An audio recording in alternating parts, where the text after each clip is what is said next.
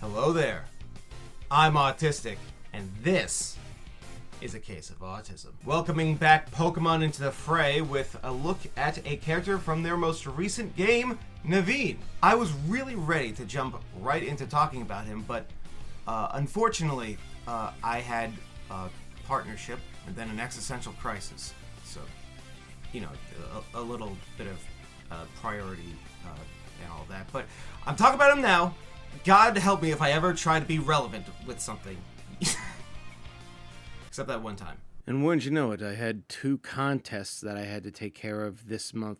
Hopefully this month. I want this to be done in February. I don't even know if I can do that anymore, but we'll see. You'll know when this is uploaded, I guess. But hey, at least I made it in time for Pokemon Day. That's gotta be worth something! Regardless, we're talking about him now. So, who is Naveen? Why do I like him so much, despite the game he comes from? And why do I think he is very autistic coded? First, let's start off with just who he is and what he's about. Naveen is a member of Team MZ, who is basically like the friend group that you have for the entirety of the game, essentially. And his whole shtick is that he lives at the hotel because he has, let's just say, complications with his family life.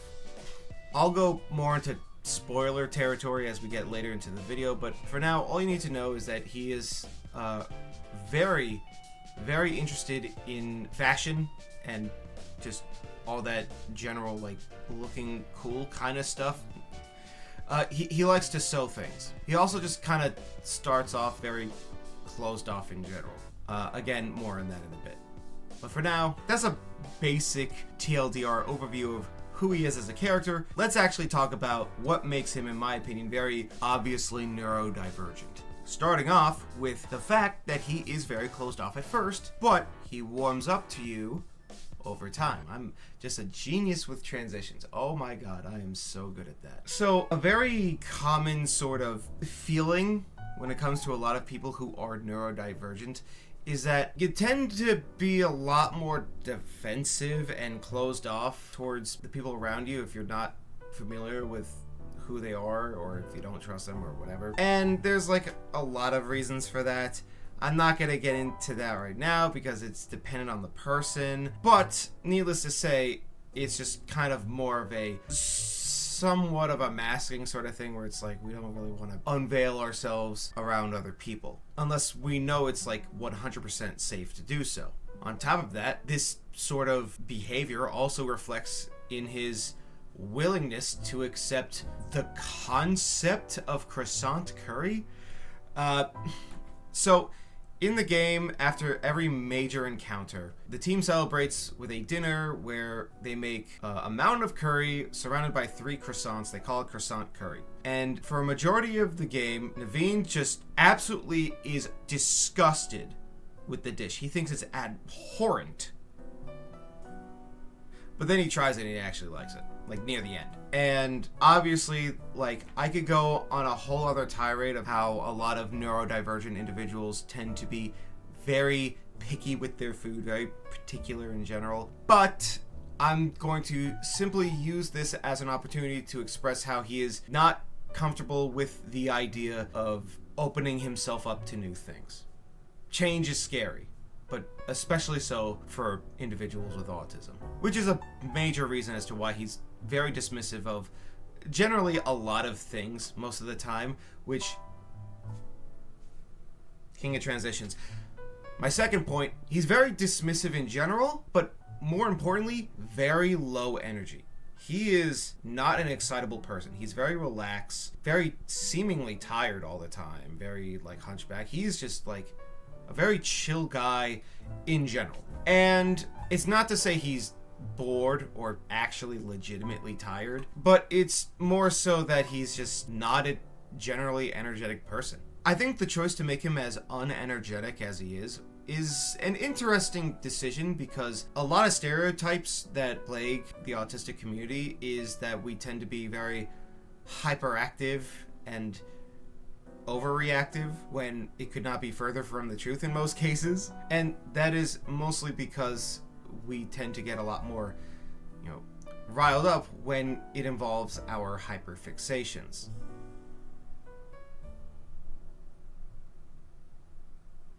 Okay, I gotta talk about Kanori now. So, obviously, he's hyperfixated on his fashion. I feel like we could just get that out of the way because it's not really, like, a major focus for a majority of the story. But it does come up here and there where he's just very knowledgeable on the subject and does enjoy actually, like, talking about it and being able to contribute in that way. I don't think we can equate the same level of passion to something like how he feels about Kanari. So, Kanari is a character that exists. I actually don't really hate her character all that much. She's fine. Like, very lowest common denominator type of character you could put in order for people to really like a character. They did the same thing with Iono too, and it's just like, I don't know, man. If this is just going to be in every Pokemon game for the foreseeable future, I don't know what I'm going to do with myself. But I digress. She is a very popular streamer, especially in the region that she comes from. I assume it's the region, not just the city, but it could just be the city. I have no actual idea. But she's very popular just in general. And Naveen is a really, really big fan. Like, probably one of the biggest fans of her, like, ever. It gets to the point where whenever someone even jokingly mispronounces her name, he always has to acknowledge it or just flat out correct it, almost as if he's insulted. And this is the most amped up we've ever seen him in the entire game, even when facing down, citywide collapse and stuff. So, if the character is very unenergetic as he's been portrayed to be, why is he suddenly so amped up whenever this character is involved? Well, that's because it's a hyperfixation. A lot of people could very, very, very easily misinterpret him as being a simp. I disagree. This is not an example of a character being a simp. This is just a passionate fan. There is at no point any indication that he wants to get with her or mooch off her fame or anything. In fact, it's very explicitly stated in-game that all he really wants is to be able to make some clothing for her to wear on stream. He's a fan and he wants to contribute. That's really the extent of it. He just really is passionate about her personality and the content she makes. Now, whether or not it's a fair level of energy to pool into that is debatable, but I am going to go out on a limb and say, at the very least, the guy has a particular topic of interest, and he's just very knowledgeable and passionate about it. And there's nothing really wrong with that in the way that it's depicted. Just be grateful I didn't open the fucking video doing a thunder wave or whatever. Anyway, now that I've established my groundwork and my criteria, do I think Naveen is a positive representation of autism? At first, I was a little hesitant, and this is why. So, for those of you who are unaware, his signature Pokemon in the game is Scrafty. And, it's cool. I think it represents his character fairly well. Like, he's got that don't really care attitude. I don't think Mega Scrafty ever takes his hands, out of his pockets, at any point.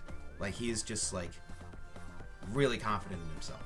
And I feel like as a penultimate point for Naveen's growth, I feel fits him very well.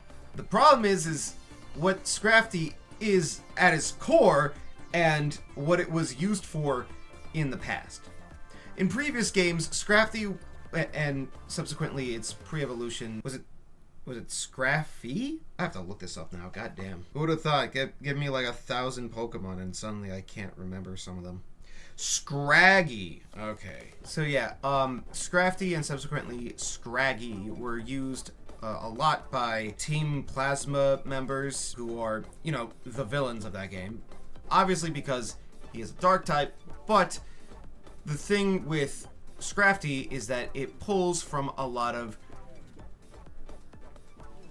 I want to say urban culture, which heavily gets associated with black culture, although it is more so akin to a Venn diagram than anything else, but I digress. I was initially concerned that if giving him this Pokemon as his signature would come across as tasteless, and I don't know if you could tell just by looking at me, but I'm kind of white, so I don't really have a say in whether or not this is in poor taste or not. So I hit up a friend who can actually give their own opinion on the matter, and they decided to anonymously express that, well, yeah, it's a little weird. It's not really like that big of a deal. In fact, it's so not a big deal anymore that like literally no one's going to care or think about that other than literally me, maybe. So that's good to know. That's cool to know. And I guess with that cleared up, I could just confidently say, yeah, no, obviously Naveen is like absolutely 100% great representation. I cannot think of a single thing they did wrong with his character. He's like my favorite character in that entire game. The fact that he has this realistic falling out with his grandmother over the sewing machine, the fact that the true conclusion of his arc is that he doesn't need her back in his life if he really doesn't want it, and just his general nature of just gradually warming up to you, the player, and being able to confide in you as an actual friend feels really satisfying from my point of view, being able to see that represented in something as big as Pokemon. I don't know why they nudged him to try and divulge personal information for you if you want a Pokemon battle against him, but other than that one instance, it was good representation. And even then, it was just kind of like, what are you doing? More than like, what are you doing? You know what I mean? But yeah, that's really all I have to say about Naveen. What do you think? Let me know in the comments. To also tell me who else you want me to potentially analyze as being autistic coded. Like, subscribe, follow me, Blue Sky, and happy 30th anniversary to Pokemon, I guess. I don't know. But yeah, I guess he's anime adjacent. Does that count?